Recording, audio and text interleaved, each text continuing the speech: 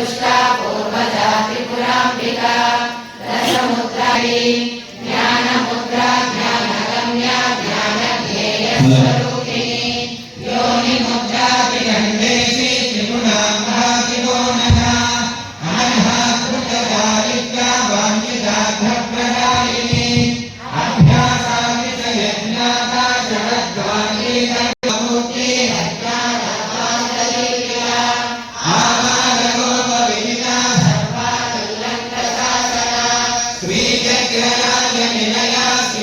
त्रिपुर सुंदरी श्रीकालगोपविदिता सर्वानुल्लङ्घ्य शासना श्रीचक्रराज निलया श्रीमत् त्रिपुर सुंदरी आकालगोपविदिता सर्वानुल्लङ्घ्य शासना श्रीचक्रराज निलया श्रीमत् त्रिपुर सुंदरी श्री शिवा शिवशक्त्यैक रूपिणी ललिताम्बिका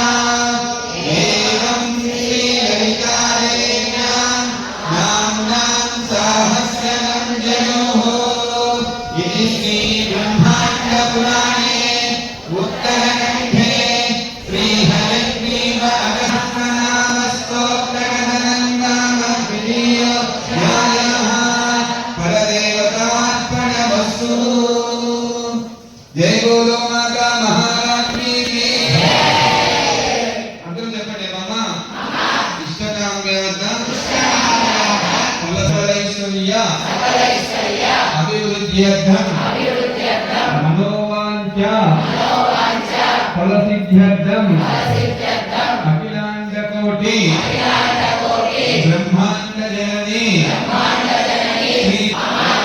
అఖిలాండ కోటి ब्रह्मांड जननी षडामुनाय प्रीत्यर्थम अनंत कोटि भक्त कोटि नाम अन्योन्य सहायेन नव कोटि सप्तमाला पारायण दशांश तर्पणंच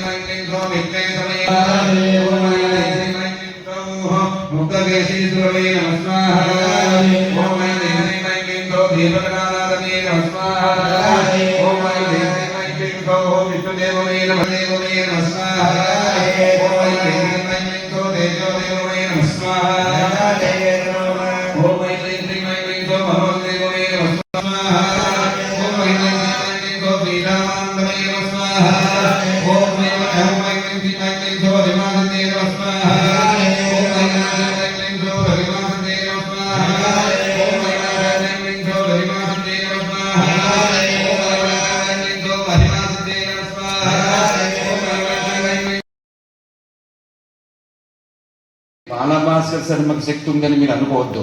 బాలభాస్కర్ శర్మ ఉపాసించే భగవతికి శక్తి ఉంది.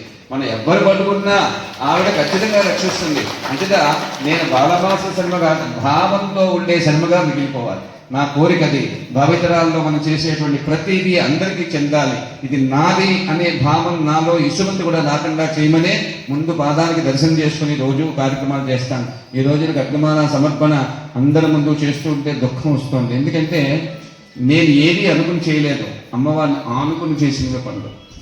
అమ్మవారిని ఆనుకోవడమే, ఎప్పుడు కూడా డిపెండెంట్ అని చేస్తున్నాను. ఈ రోజున ఇంత కార్యక్రమాలు చేస్తూ సంఘంకి, సంస్కృతికి, ధర్మానికి ఏ రోజున ఏ ముహూర్తాన్న ఈ ఈ గడ్డ మీద అడుగు పెట్టేమో తెలియదు. కానీ ఈ రోజున ఈ క్షణంలో హాయిగా చేస్తున్నామంటే ఆ క్షణమే మనందరినీ రక్షించింది.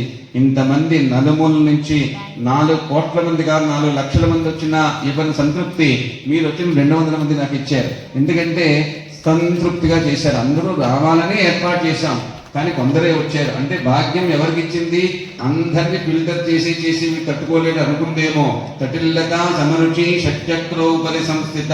తేనెటీగలంతా కూడా తేనె సంగ్రహించడానికి ఆ మధుర పుష్పాల చుట్టూ తిరుగుతున్నట్టుగా ఎంతమంది ఖడ్గమాల స్తోత్రం చేశారో వాళ్ళందరి యందు కూడా నా భావం తిరిగి మిమ్మల్ని అందరినీ తీసుకొచ్చి ఇక్కడ కూర్చోబెట్టి ఈ యజ్ఞకుండంలో ఉండే సాక్షిభూతమైన జగన్మాతను దర్శించి మనం చేసే సమర్పణ ఆవిడ అందుకోవాలి, హాయిగా కైలాసాన్ని తీసుకెళ్ళాలి, పార్వతీ పరమేశ్వరుని ముందు ఆరగించాలి, తర్వాత మనందరికీ సత్యప్రసాదంగా ఇవ్వాలనే కోరికతో ఈ రోజు కఠినమాల పారాయణ ప్రారంభం చేస్తున్నాను. భక్తితో భావంతో చేయండి. స్వాహ చెప్పినప్పుడు మాత్రమే వెయ్యండి. ఏమ్మా?